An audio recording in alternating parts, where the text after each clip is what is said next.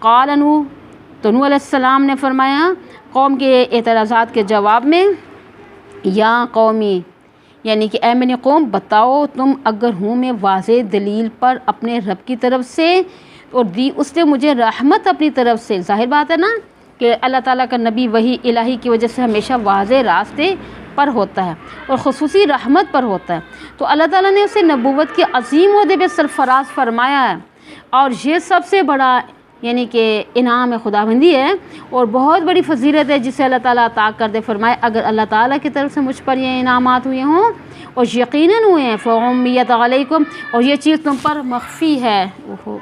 ظاہر ہے کہ جس کا عقیدہ فاسد اور عمل باطل ہے، اس کے اندر باطنی روشنی ہی موجود نہیں ہے جس کے ذریعے وہ ان انعامات الہی کا مشاہدہ کر سکے۔ ٹھیک ہے، آگے فرماتے ہیں کیا ہم لازم کر دیں گے تم پر حالانکہ تم اس کو ناپسند کرتے ہو، یعنی تم اللہ کی ہدایت، اس کی رحمت کو پسند ہی نہیں کرتے ہیں، ہم کیسے زبردستی تمہیں چمٹا دیں؟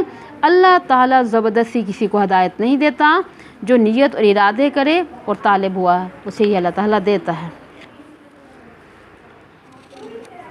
وَيَا قَوْمِ، اے میری قوم، لا أَسْأَلُكُمْ عَلَيْهِ مَالًا، میں نہیں مانگتا تم سے اس پر کوئی مال۔ جی اس پہ ہے کہ اے میری قوم میں نہیں مانگتا تم سے اس پر کوئی مال، کہ میں جو تمہیں اللہ کا پیغام پہنچا رہا ہوں، تمہاری جو خیر خواہی کر رہا ہوں، اس کا میں تم سے کوئی معاوضہ طلب نہیں کرتا۔ ان اجری الا علی اللہ، نہیں ہے میری مزدوری مگر اللہ تعالیٰ کے ذمہ ہے۔ جس مالک کی خوشنودی اور رضا کے لیے فریضہ تبلیغ انجام دے رہا ہوں، میرا معاوضہ اسی کے پاس ہے، وہی سب سے بہتر اجر دے گا۔ ہر نبی کے دور میں دیکھیں اس وقت کے سرداروں چودھریوں نے یہ بات کہی تھی نا کہ تمہارے پیچھے لگنے والے غریب لوگ ہیں اور ان کی موجودگی میں ہم تمہاری مجلس میں نہیں بیٹھ سکتے، لہٰذا ان کمی لوگوں کو اپنی مجلس سے اٹھا دیں، کیونکہ ان کے برابر بیٹھنے سے ہماری توہین ہوتی ہے، انسلٹ ہوتی ہے۔ مطلب یہ ہے کہ نوح علیہ السلام نے اس کا جواب یوں دیا، وَمَا أَنَا بِطَارِدِ الَّذِينَ آمَنُوا، اور نہیں میں دھکیلنے والا ان لوگوں کو جو ایمان لائے ہیں، ان کو میں اپنی مجلس سے اس لیے اٹھا دوں کہ بڑے لوگ میری بات سنیں، یہ نہیں ہو سکتا۔ یعنی مطالبہ مشرکین مکہ نے حضرت صلی اللہ علیہ وسلم سے کہا تھا ہم آپ کی بات سننے کے لیے آئے ہیں، مگر ہماری شرط یہ ہے آپ ان کمی قسم کے لوگوں کون، آگے بولتی ہوں میں، حضرت صہیب، حضرت بلال، حضرت خباب بن ارت، حضرت عمار، حضرت یاسر، حضرت ابو مکیہ، حضرت عبداللہ بن مسعود رضی اللہ تعالیٰ عنہ کو اپنی مجلس سے اٹھا دیں۔ تو اللہ تعالیٰ کی رحمت نے یہ گوارا نہ کیا، ٹھیک ہے، فرمایا وَلَا تَطْرُدِ الَّذِينَ يَدْعُونَ رَبَّهُمْ بِالْغَدَاوَةِ وَالْعَشِيِّ، مجلس سے دھکیل کر نہ نکال ان لوگوں کو جو پکارتے ہیں اپنے رب کو پہلے پہر اور پچھلے پہر، یریدون وجہہ، اور چاہتے ہیں اللہ تعالیٰ کی رضا۔ دیکھیں نوح علیہ السلام نے غرباء کو مجلس سے نکالنے سے انکار کر دیا، اور میں ان لوگوں کو مجلس سے نکالنے والا نہیں ہوں جو ایمان لا چکے ہیں۔ انہم ملاقو ربہم، بے شک وہ ملنے والے ہیں اپنے پروردگار سے۔ وہ اگرچہ دیکھیں غریب ہیں مگر اللہ تعالیٰ کے ہاں وہ مقبول ہیں۔ وَلَٰكِنِّي أَرَاكُمْ قَوْمًا تَجْهَلُونَ، اور لیکن میں تم کو دیکھتا ہوں تم لوگ جاہل ہو، اس قسم کی بیہودہ مطالبات پیش کرتے ہو۔ اہل ایمان کو حقیر سمجھنا جہالت کی بات ہے، ہاتھ سے کام کرنا تو قابل قدر بات ہے۔ عربی کا مقولہ ہے نا، الکاسب حبیب اللہ، کی کمائی کرنے والا اللہ تعالیٰ کا پیارا ہوتا ہے، ان کو حقیر سمجھنا حماقت ہے۔ حضرت نوح علیہ السلام نے یہ فرمایا تھا نا، یا قوم من ینصرنی من اللہ ان طردتہم، اے میری قوم یعنی کون میری مدد کرے گا اللہ تعالیٰ کے سامنے اگر میں ان کو دھکیل دیا۔ قیامت والے دن پروردگار نے فرمایا کہ تو نے ان اہل ایمان کو مجلس سے کیوں اٹھایا تھا، میری جگہ کون جواب دے گا؟ افلا تذکرون، کیا پس تم نصیحت نہیں حاصل کرتے؟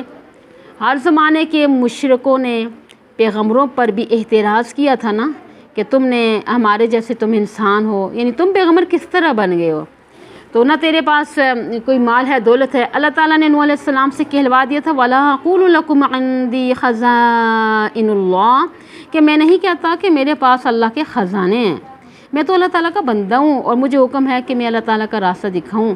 میں نے تو مال اور خزانوں کا دعویٰ ہی نہیں کیا، خزانوں کا مالک تو صرف اللہ تعالیٰ ہے۔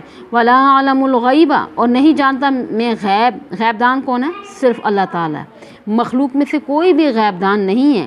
وَلَا أَقُولُ إِنِّي مَلَكٌ، اور میں نہیں کہتا کہ میں فرشتہ ہوں، یعنی کھانے پینے پہننے اور بیوی بچوں سے پاک ہوں۔ آسماں اس کو روکو. اور مجھے تو تمام لوازمات بشریت کی ضرورت ہے. وَلَا أَقُولُ لِلَّذِينَ تَزْدَرِي أَعْيُنُكُمْ، اور میں نہیں کہتا ان لوگوں کو جنہیں تمہاری آنکھیں حقیر سمجھتی ہیں. لَا يُؤْتِيَهُمُ اللَّهُ خَيْرًا، ان کو ہرگز نہیں دے گا اللہ تعالیٰ خیر.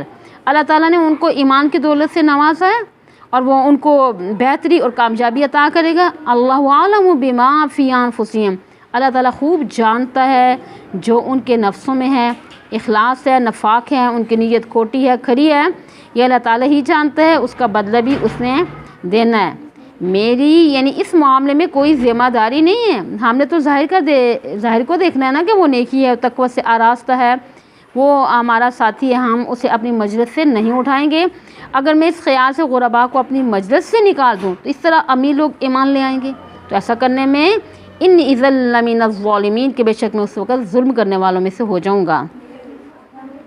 امیری اور غریبی کا تعلق جو ہے نا ایمان کے ساتھ نہیں ہے. جو ایمان قبول کرے گا وہ فیض حاصل کرے گا، خواہ وہ غریب ہی کیوں نہیں ہے، اور وہ اللہ تعالیٰ کے نزدیک پسندیدہ آدمی ہوگا. جو ایمان قبول نہیں کرے گا اللہ تعالیٰ کے ہاں مردود ہے، چاہے کتنا مالدار ہی کیوں نہ ہو.